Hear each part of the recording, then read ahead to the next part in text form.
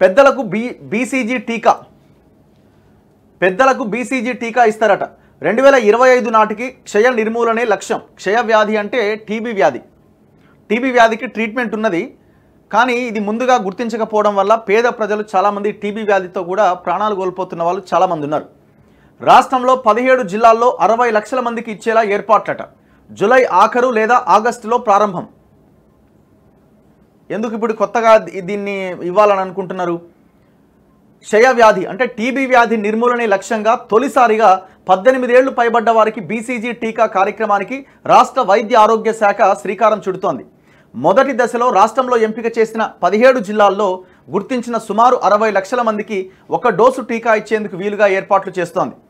July చివరి వారం లేదా ఆగస్టు మొదటి వారంలో ఇది ప్రారంభం కాబోతున్నది. అప్పటి నుంచి 3 నెలల్లో పూర్తి చేయాలని లక్ష్యంగా పెట్టుకున్నారు.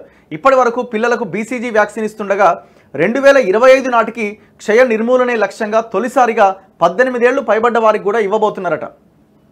సో బేసిక్గా ఈ బీసీజీ టీకాను పుట్టిన పిల్లలకి ఇస్తుంటాం. మీరు చూడొచ్చు, మీ పిల్లలు చిన్న పిల్లలు ఉంటే ఆ చార్ట్లో ఉంటుంది బీసీజీ టీకా అన్నది.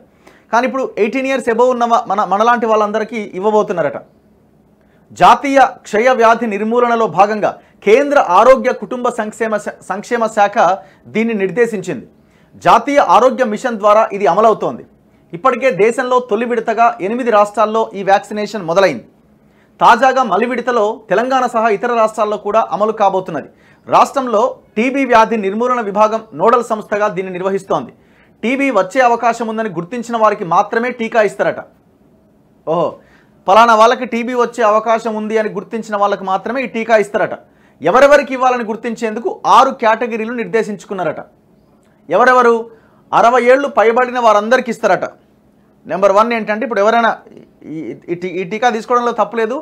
సో ఎవరైతే ఈ రకమైనటువంటి ఇవి ఉంటాయో సో వాళ్ళందరూ వెళ్ళి తీసుకోవచ్చు అన్నట్టు.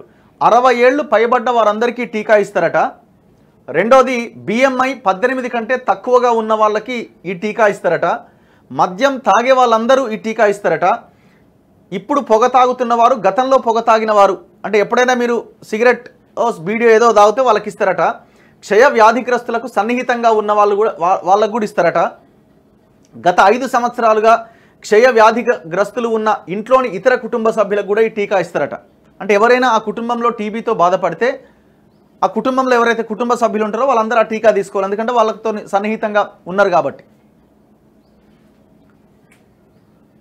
పెద్దల టీకా అమలయ్యే జిల్లాలట.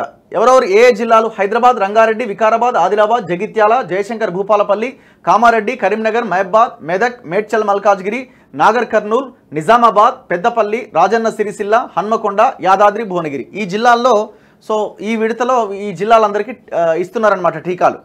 ఇంటింటి సర్వేతో గుర్తిస్తారట. రాష్ట్రంలో పెద్దలకు ఉచితంగా బీసీజీ వ్యాక్సినేషన్కు వీలుగా అవసరమైన కార్యాచరణ చురుగ్గా సాగుతోంది. ఇప్పటికే వివిధ స్థాయిల్లో శిక్షణా కార్యక్రమాలు నిర్వహిస్తున్నాం. ప్రభుత్వ ఆరోగ్య కేంద్రాలు, వెల్నెస్, వ్యాక్సినేషన్ కేంద్రాల్లో ఇస్తాం. సుమారు 60 లక్షల మందికి టీకా ఇవ్వాల్సి ఉంటుందని ప్రాథమిక అంచనా. ఎవరెవరికి ఇవ్వాలి అనేది ఇంటింటి సర్వే ఆధారంగా గుర్తిస్తాం. హెచ్ఐవి బాధితులు, అవయవ మార్పిడి చేసుకున్నవారు, గర్భిణీ స్త్రీలు, బాలింతలు, ఇతర వ్యాక్సిన్ల రియాక్షన్లు ఉన్నవారు, దీర్ఘకాలికమైన వ్యాధిగ్రస్తులకు, టీకా తీసుకోవడానికి ఇష్టపడని వారికి ఇవ్వం. సో నాకొద్దు, నేను తీసుకోనంటే ఇవ్వరట. డిఎంహెచ్ఓ జిల్లా క్షయ వ్యాధి నిర్మూలన అధికారి పర్యవేక్షణలో ఇతర ప్రభుత్వ ఆరోగ్య విభాగాల సమన్వయంతో ఈ ప్రత్యేక కార్యక్రమాన్ని అమలు చేస్తాం. ఏ రాజేశం, జాయింట్ డైరెక్టర్, క్షయ వ్యాధి నిర్మూలన కార్యక్రమం, రాష్ట్ర వైద్య ఆరోగ్య శాఖ. సో బెటర్ ఏంటంటే ఈ మధ్యకాలంలో ఈ టీబీ వ్యాధిగ్రస్తుల సంఖ్య కూడా పెరుగుతూ ఉన్నది. ఇది వైరస్ ఆర్ బ్యాక్టీరియా సంథింగ్, దీనివల్ల ఈ టీబీ అన్నది వస్తుంది. మీరు ఇక్కడ మనం కొట్టండి, ఏముంది,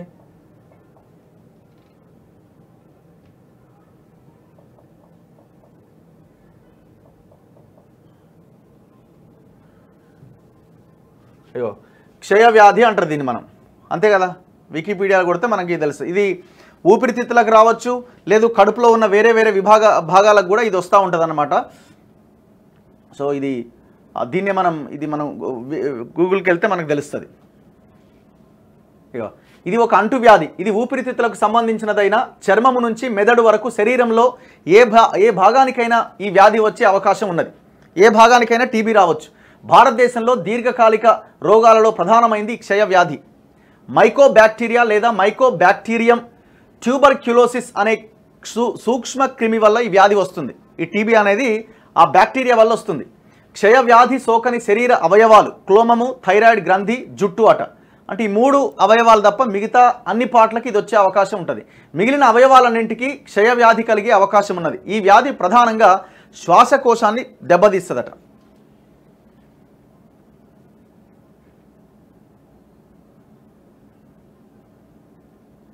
ఇగో సూక్ష్మ క్రిముల్ని గుర్తించడం వీటిలో ముఖ్యమైన పరీక్షలు.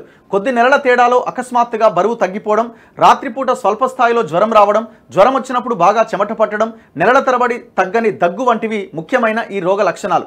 క్షయ జబ్బు ఉన్నవారు దగ్గినా, తుమ్మినా లేదా ఉమ్మినా గాలి ద్వారా వేరే వారికి వ్యాప్తి చెందుతుంది. ప్రపంచ జనాభాలో ప్రతి ముగ్గురిలో ఒకరికి వ్యాధి సోకుతుంది. ప్రతి ముగ్గురిలో ఒకరికి వ్యాధి వచ్చే అవకాశం ఉందట. ప్రస్తుతం ఈ టీబీ నిర్ధారణకు వ్యక్తుల నుంచి నమూనాలు సేకరించి పరిశోధనశాలల్లో బ్యాక్టీరియాను అభివృద్ధి చేస్తున్నారు. దీనికి దాదాపు 8 వారాల సమయం పడుతుంది. ఇంతకంటే వేగంగా పనిచేసే పరీక్షలు ఉన్నప్పటికీ అవి అన్ని రకాల క్షయ బ్యాక్టీరియాలను గుర్తించలేవు.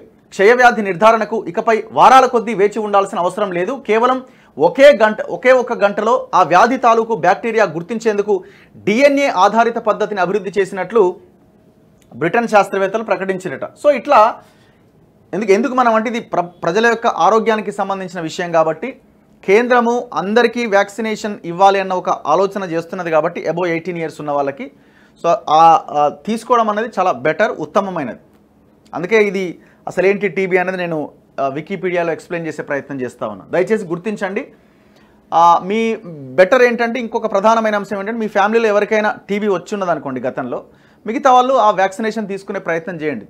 ఏముంటుంది, ఫ్రీగానే ఇస్తున్నారు కదా. దానివల్ల అదేం కోవాక్సినో, కోవిషీల్డ్లో ఇట్లాంటి కరోనా వ్యాక్సినేషన్ ఏం కాదు. అది BCG అన్నది ఎప్పటి నుంచో చిన్నపిల్లలకి ఇస్తూనే ఉన్నారు. అదే వ్యాక్సిన్ పెద్దలకు కూడా ఇస్తున్నారనమాట.